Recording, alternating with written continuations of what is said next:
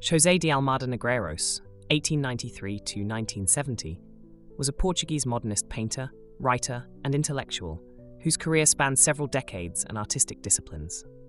Celebrated as one of Portugal's most versatile and provocative cultural figures, Almada-Negreiros contributed to literature, theatre, visual arts, and public discourse, embodying the avant-garde spirit of the early 20th century.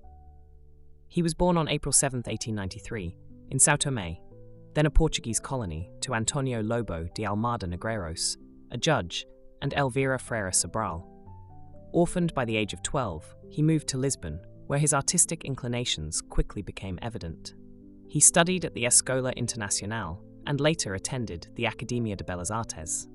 During his youth, Almada displayed a precocious talent for both writing and drawing, laying the foundation for his interdisciplinary career.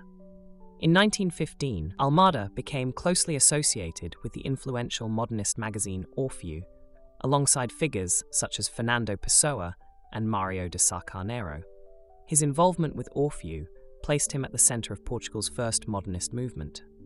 Through his fiery manifestos, plays, and poems, Almada positioned himself as both provocateur and visionary, eager to challenge traditional artistic conventions and societal norms. As a painter, Almada-Negreiros drew inspiration from Cubism, Futurism, and other avant-garde movements, while also developing a distinctly personal style that blended geometric abstraction with symbolic elements. His early works revealed his fascination with dynamism, energy, and modern life. Over time, his painting evolved toward mathematical harmony and formal balance, reflecting his belief that art was both a rational and spiritual pursuit. In addition to painting, Almada was an accomplished writer and dramatist. His play Manifesto Anti-Dantas, 1915, famously attacked conservative critics and defended modernism, cementing his reputation as a bold cultural agitator. He wrote novels, essays, and poetry that mirrored his experimental visual art, often mixing satire, irony, and philosophical reflection.